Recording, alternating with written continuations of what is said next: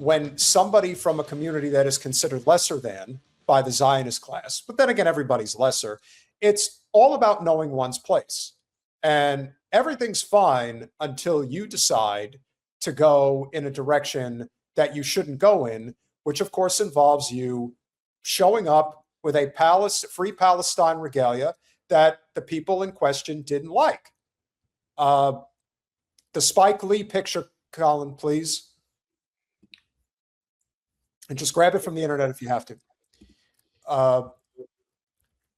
I bring this up because I saw the reactions from several of the Zionist scumbags, and several of them, including one in particular who I used to work with, Sid Rosenberg, Craig Carton, these people, for what it's worth, have always been the type of individuals that will always claim that the Jews are victims, that they're in big trouble, and we have to put an end to these types of people. So naturally, they overreact. It's not even a question of overreacted. They reacted as one would expect them to, because they're pro-Zionist animals. They're animals. You, Sid Rosenberg, you, Lizzie Savetsky, you, Craig Carton, you're all animals as far as I'm concerned. You're subhuman animals, and that's how you should be treated, because you think of blacks as animals anyway. So you should be treated exactly as you think others are, because you're nothing. You are no better. And we're going to do this in order of what I think is. Well, actually, I can't really determine which is the worst. So let's start with Craig Carton, Mr. Timu knockoff of Sid Rosenberg, who liked to tout the fact that this guy, Demi, get his last name, who plays for the Portland Trailblazers, such a wonderful thing that he was making it to the All-Star game as a Jew. Lee should be banned from every basketball game for the rest of his life. The fact that Spike Lee would protest the fact that an Israeli-born player made it to the All-Star game, the player's not political, the player's just playing basketball. Player's not political? Have you not heard every fucking word out of his mouth when he was questioned about Israel? People just don't understand. They don't understand anything about Israel or anything that's going on over there. That's not political? And this fuckhead who is Jewish, who thinks his shit don't stink, he made a video the other day lauding the fact that the guy is Jewish and pro-Israel. Correct me if I'm wrong, but that sounds political.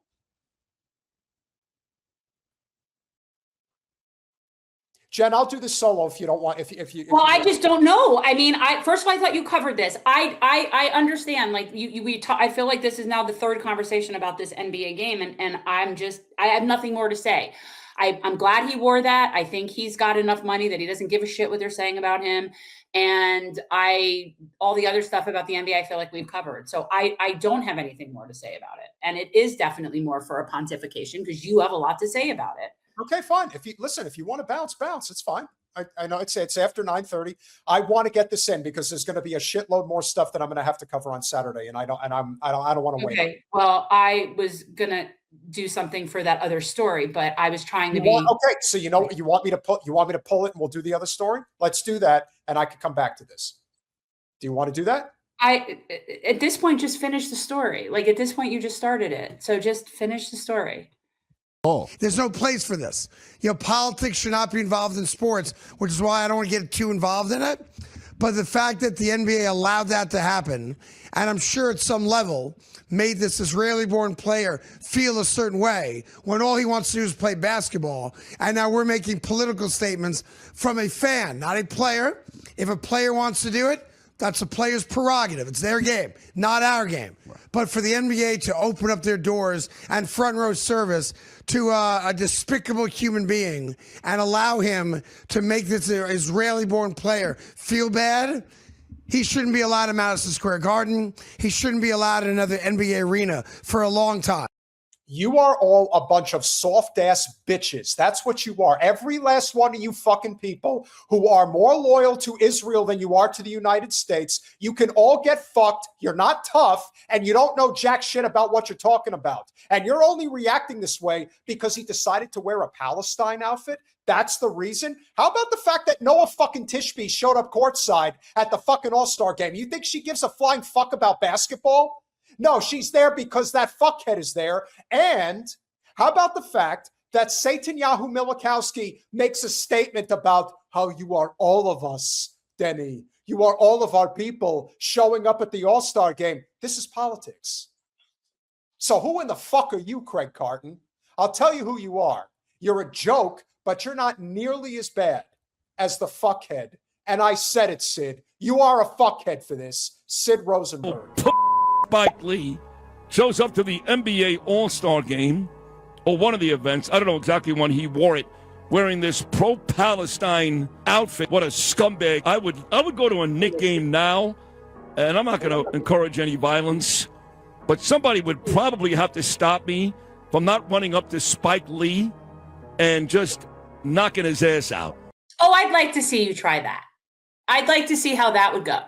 Because I'm pretty sure that the Knicks bench will empty on you.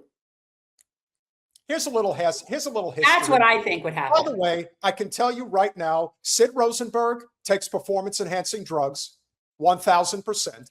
The other thing I can tell you is that years ago, when he was still working for the Howard Stern show while he was working at WFAN, he did a segment with Bernard McGurk, who's passed away, and they did a boxing segment. He thought he was a tough guy. He thought he was going to get in the ring, was going to see how tough he was. Bernard McGurk basically knocked him out in about 2 minutes. You remember that one, Sid? Because I remember it, and that was a long time ago, and a lot of people don't remember it, but I do. And he has always been a guy who may be Jewish, but he always acts like an Italian. And by Italian, I mean he always acts like a mafioso. He gets exclusive access to one of the known front restaurants in New York City, Rouse, in the Bronx. And this guy acts like a man about town, and he's a big maron, and he's going to do this and that, and this and that. And this guy sucks Trump off harder than anybody you could possibly imagine. Look at his nice lapel pin. Oh, beautiful. Absolutely. And if you didn't know any better, you would think that it was only Israel, because that's what's most important to him. But he's going to go up to Spike Lee. Listen, Sid Rosenberg is no small guy. I know. I know. It doesn't matter. And Spike Lee is a smaller guy, and he is older, and yeah, but it wouldn't matter because Spike Lee is a fixture at Madison Square Garden, a fixture. And that team and those people will not have that shit. The idea that you would threaten the number one Knick fan, this is the equivalent of you threatening Jack Nicholson at a Laker game. That's basically what this is. And you, with your overinflated sense of self-importance, who can't get a fucking job on a real radio station, you have to go to WOR 710 in New York City and spew conservative bullshit to all of the Long Island psychopaths that live on the North Shore and love Israel. That's your audience. That's who you are talking to. You're out there. I thought this was interesting.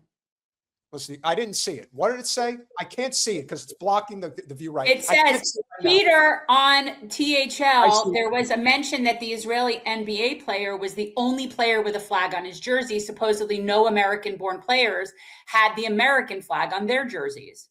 Yeah, sure. What else is new? Right. That doesn't surprise me. All right, we'll finish this up. Yeah, I said it. That's right, I said it. Spike Lee is a little bitch. He doesn't like white people. He doesn't like Jews. If you're black, you're cool. You know, if you're Tracy Morgan, you're cool. You're cool. Oh, my God. Bigot. Oh, my God. Bigot. What in the world? Spike Lee doesn't like Jews? Really?